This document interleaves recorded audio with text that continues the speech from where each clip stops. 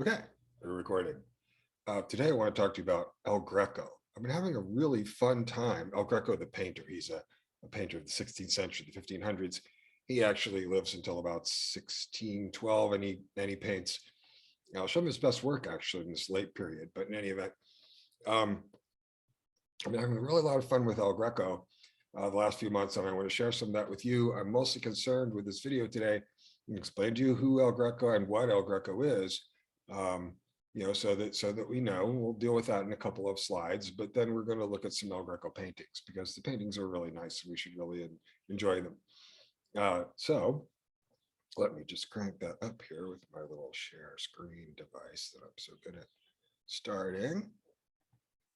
And there it is. And then I'll go to lecture mode. Right. El Greco, Mannerist genius. He is a Mannerist genius.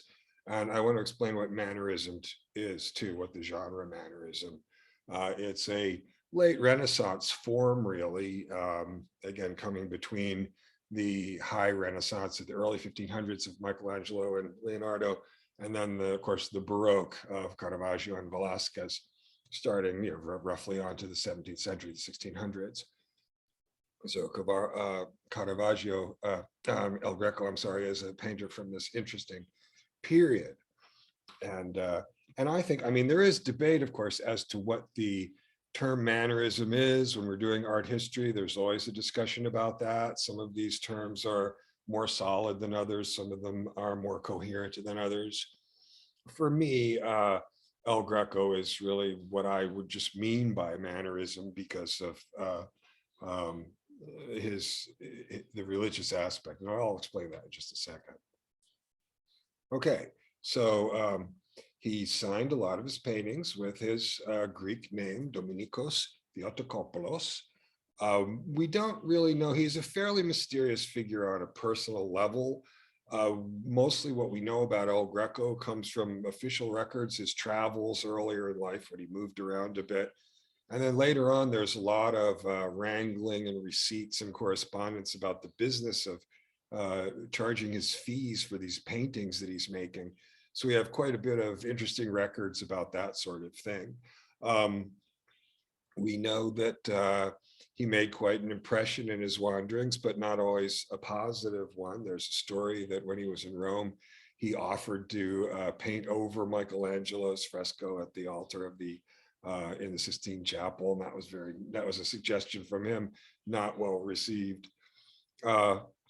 Impetuous young man. So he wanders around for a while, and then finally he gets to eventually to Toledo. By the time he gets to Toledo in 1577, he's a very accomplished artist. He's been painting in extremely rarefied circumstances for a long time. But as I say, he's kind of a man without a place. He doesn't make that great of an impression on people. The King of Spain doesn't necessarily like his work. The Pope doesn't necessarily like his work. But finally in Toledo, El Greco finds happiness. And then, as I said before, he lives until about 1610. So he really has about 30 years of painting in Toledo. So an interesting person. I think we're very lucky that he managed to find his place in Toledo. He is, one of these church painters of the time, but he really doesn't look like anybody else at all. He's really quite in some ways, very strange when we look at the physiognomy, for example, the faces that he paints. We'll get to that. In Toledo, he also had a son, Jorge Manuel, who he loved very much, who also became a painter, and he has a number of paintings of his son. On the third bullet point, then finally, I mentioned the story about his rash statements when he was in Rome. And he did have some money problems. He had an apartment with something like 23 rooms. He used to like to have, there's a notorious story that he liked to have musicians sometimes play to him while he was dining. Perhaps not an easy person. So this is basically pretty much what we know about him. Another thing that we do know, I wish that we could find out more, but he had an extensive library of books, and he had annotations in the margins of these books. And it is said that he was clearly an educated person with an interest in the sciences and philosophy and so forth. So it would have been wonderful to hear more about his thinking and his ideas, his style and his significance. A couple of things about that. One is El Greco's an interesting synthesis because El Greco comes, as the name implies, El Greco, the Greek working among us. El Greco is the Italian, right? It would be El Grego in Spanish. And so, it looked as if he had a kind of formless Byzantine kind of iconographic, the sort of icons, two-dimensional icons of, say, Christ and Mary that we see on Byzantine churches, for example, those gold leaf mosaics that you might be familiar with.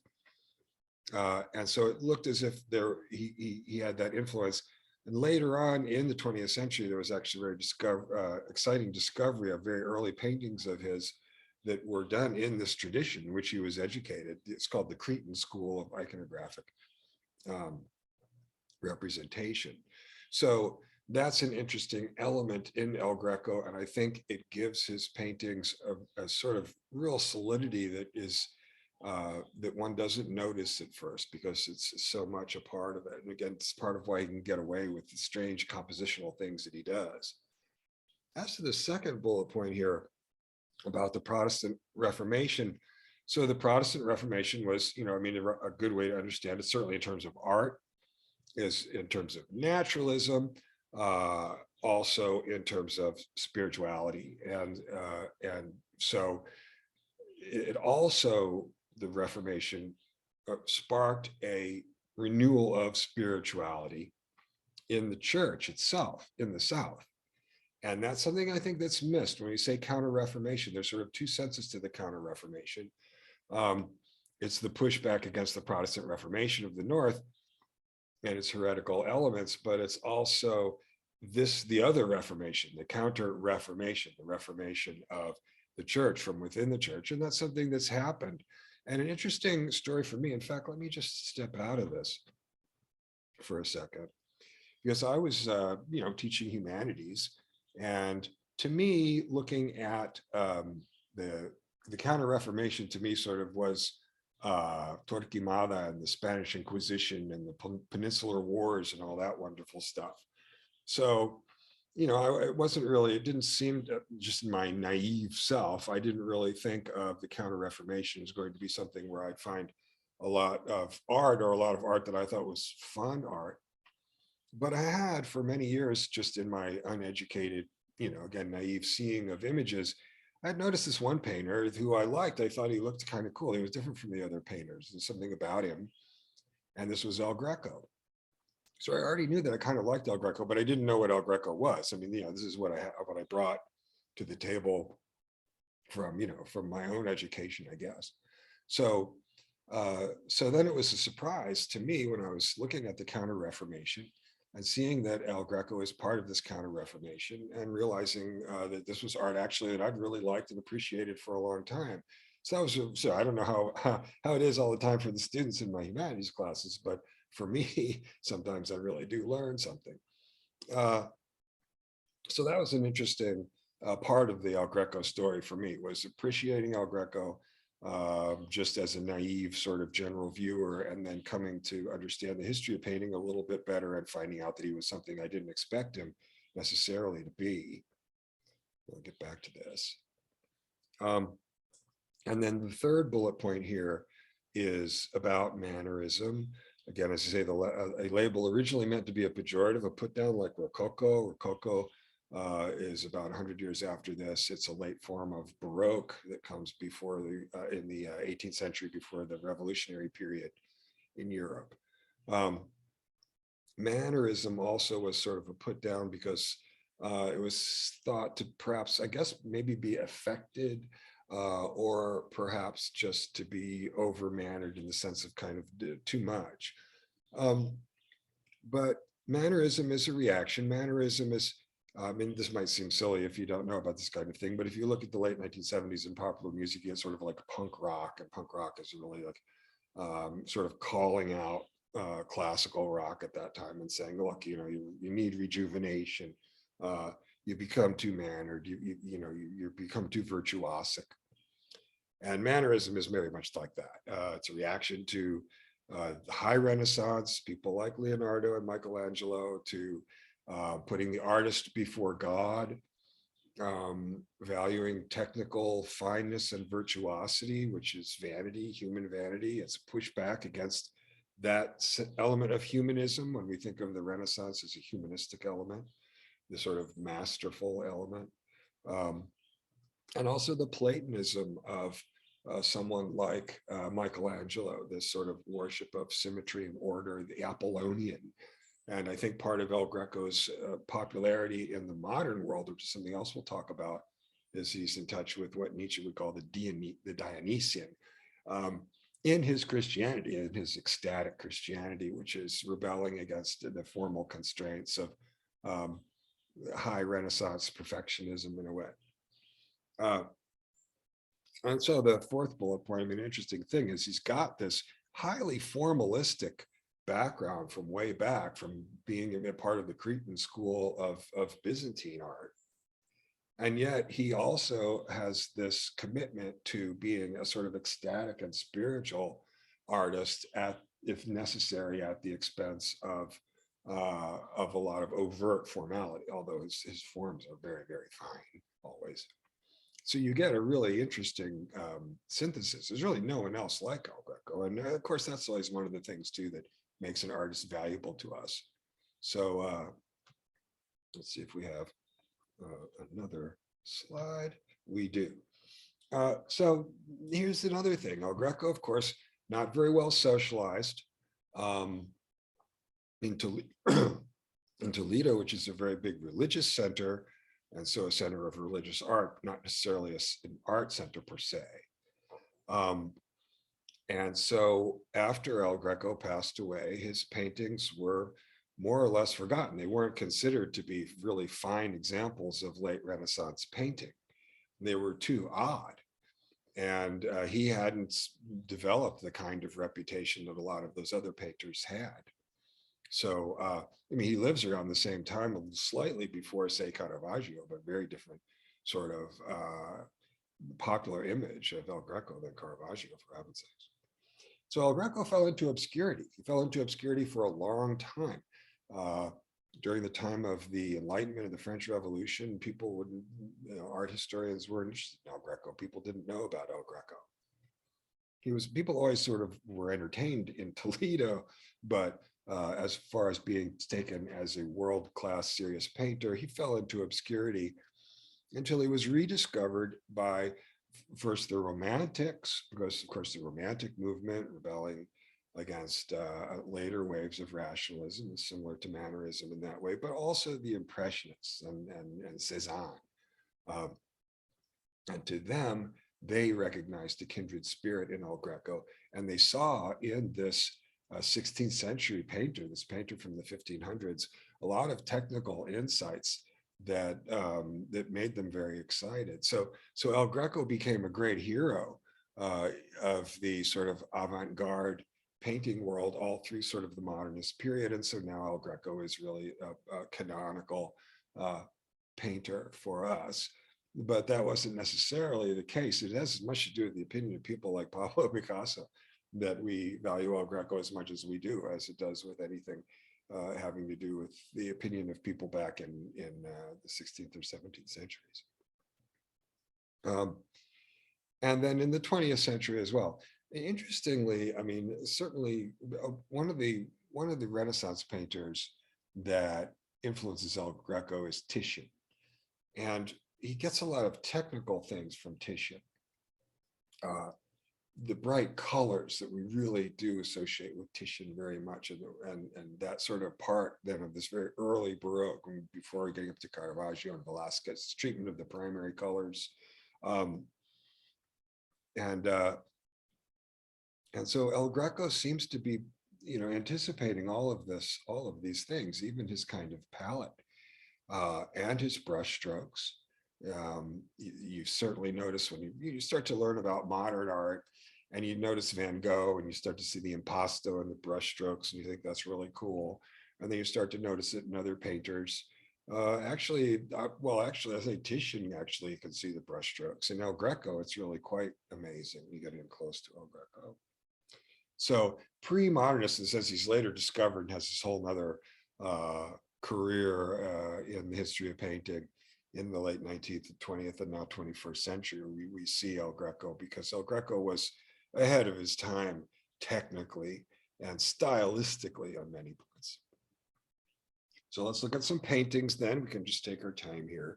Again, there was a very interesting academic detective story where people thought that he surely must have been educated in the iconic Byzantine school, but there wasn't really, anyone didn't really know that until these paintings were discovered, in fact, discovered out to the east with his signature on them. And sure enough, they are pretty standard Byzantine things. You see those halos around the heads of Mary and the saint on the right. And they actually come from India. It's actually a Hindu Buddhist thing. The halos are taken up by the Abrahamic tradition. This one I put in, it's a very fine one. Like a lot of painters who do unusual things, he is someone who first has an excellent command of the usual things. Art's kind of like that. Another thing about this, though, is look at what we would call today chiaroscuro. That's the use of a lot of black in the back and then light to light things up. Of course, we associate this with a painter I mentioned already, Caravaggio, but also to the north with Rembrandt particularly, but those are Baroque painters of the 1600s. This is a painter who's older than those painters, and this is a painting from before they made their great paintings. And so, I don't know, I wouldn't make too big of a deal about it. It's just an observation that you have this painting that is a very nice use of chiaroscuro that's really quite early. 1570s, very early for that.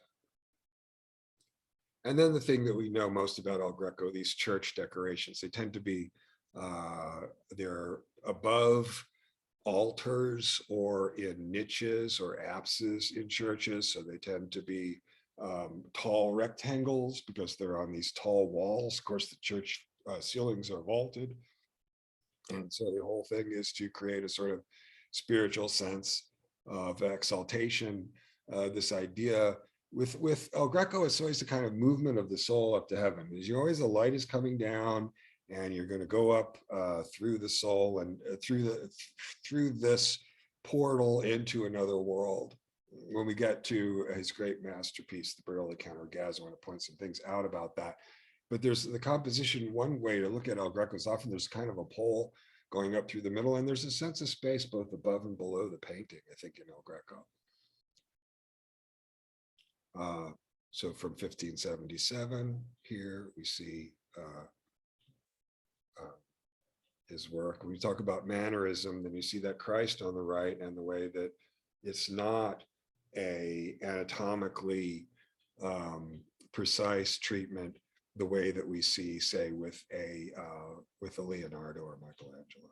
And then 2 years later, and we can see if anything he's moved more in that direction. On the left, they're looking a bit like Velázquez, particularly with those colors. We call acid colors down on the red and yellow end of the spectrum. And he had a particular sense of those colors. He's got a sort of wash on all of his colors. Now, I'm going to talk to you in a little while about some experiences that I had with this painting, Burial Account Orgaz. But one thing I want to show with these two paintings is the hordes of souls, the sort of hordes and hundreds of souls sort of going to the background. Look on the left-hand one up at the top. And you see those are all faces and souls all around the illuminated area. Excuse me. I think that El Greco, for one thing, I think that he thinks that heaven is really sort of made out of souls. I'm going to talk about that a little bit more. I know that sounds kind of wild. It's not made out of matter, and there's this sort of sense of, for one thing, he's really keyed into how everyone's equal as a soul in heaven. There are no class distinctions among us. And I think that's an interesting thing that he emphasizes. Here's that painting, what it looks like.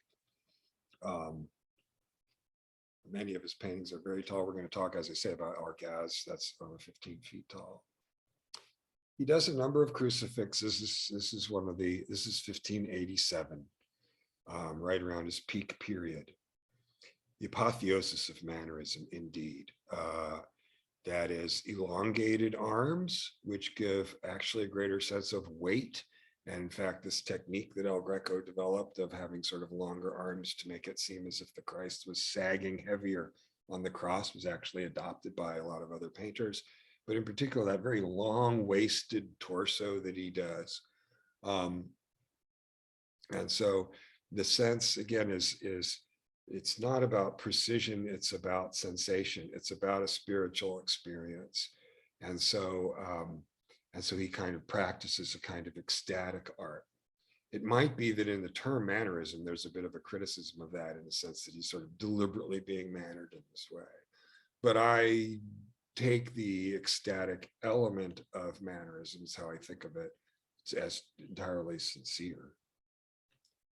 And here's the masterpiece, The Burial of the Count Orgaz from 1588. It's very tall, it's over 15 feet tall.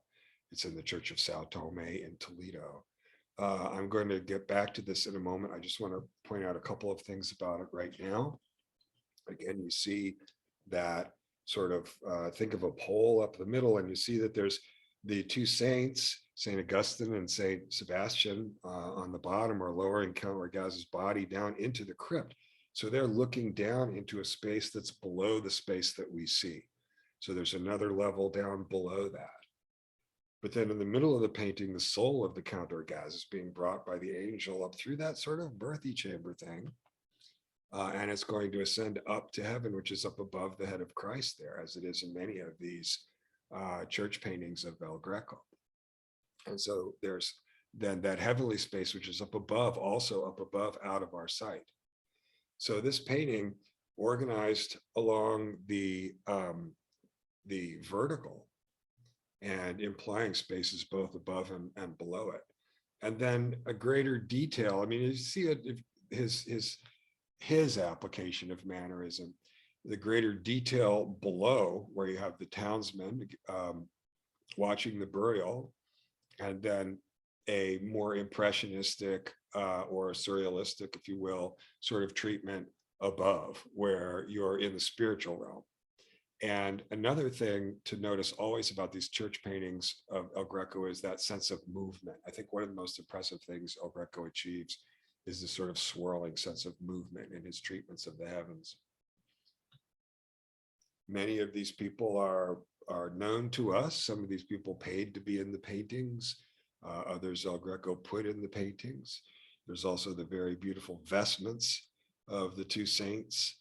On Saint Sebastian on the left, his you can't see it here, but his stoning is embroidered on his vestments on the bottom. And there are a number of scenes on Saint Augustine's vestments. I tried to track some of them down, but further work required. So so that detail from the burial of the Count Orgaz, and we'll return to the burial of Count Orgaz in just a second. I just want to show you a couple other kinds of paintings that El Greco does. Here's again that top part of it.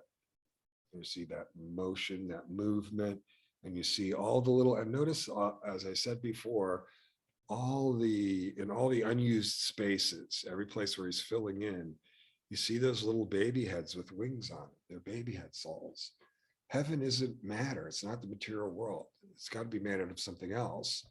And the froth and bubbling up of everything, and not only in this painting, but in other El Greco paintings as well, are these baby head souls, is what I think of them.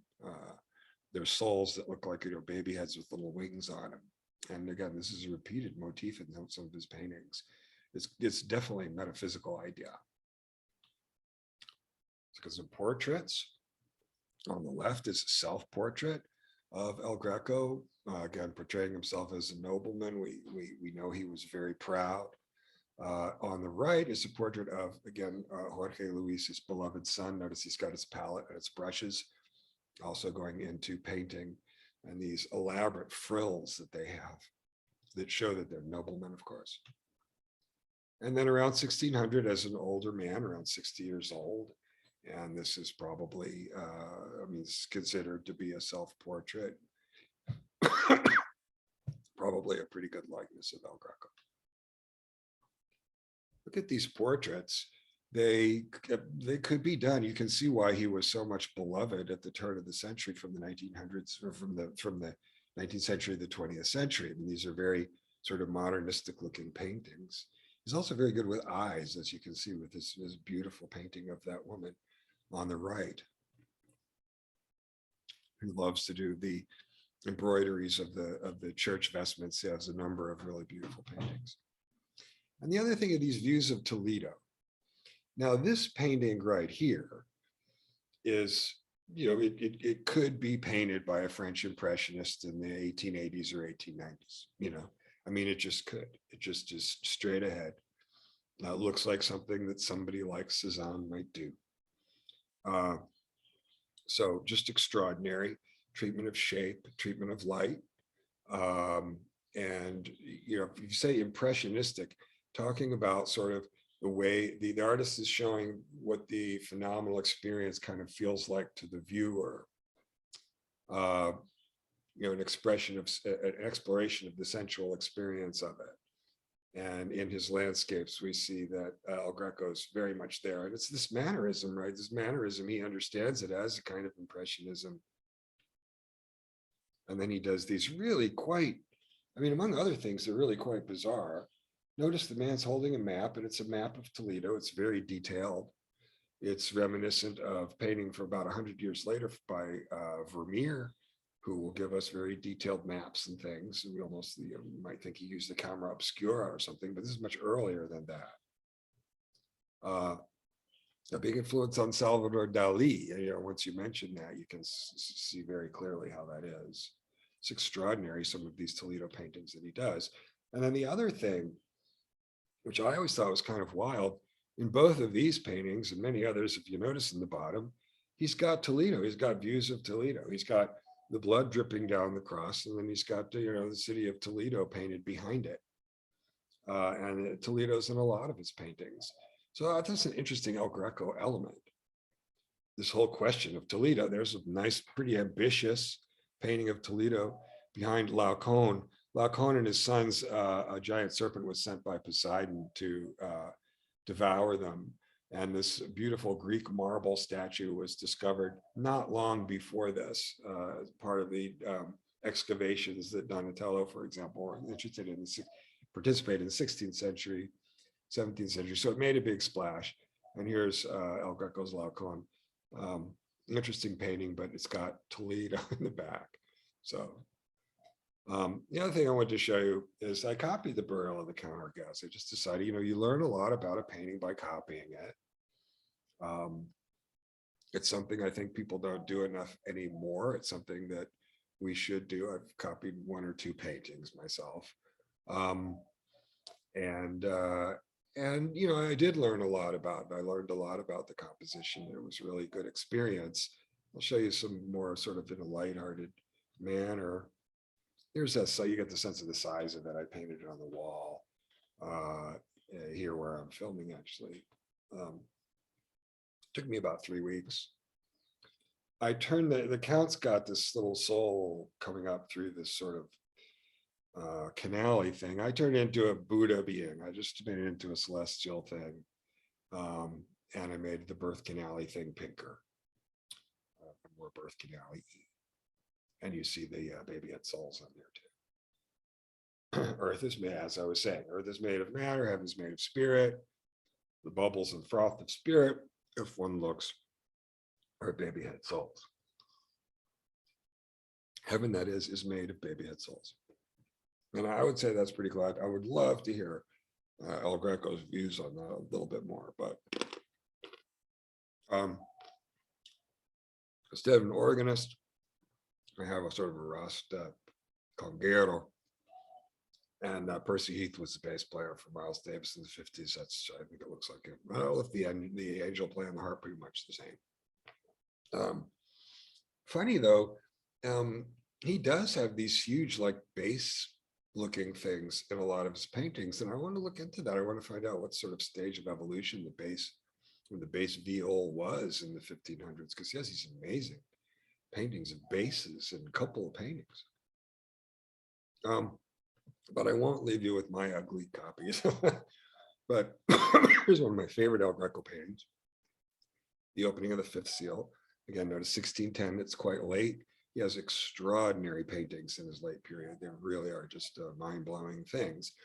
The reason I want to close with this is, again, to show you some of the influence of El Greco. I think there's a kind of Mannerist influence on the treatment of the human figure in the Spanish tradition, in Spanish painting in general. I really think that's true. You can see a commonality in the way that Spanish painters treat their figures. And I would note, by the way, that 1610 is the year that Cervantes published the first part of Don Quixote, and 5 years later did the second part. But you see here the gesture at the opening of the fifth seal. And you see here it's referenced both by Goya in the 19th century in his series on the Peninsular Wars, and by Picasso in his Guernica, which he did in the 1930s. Okay, so right.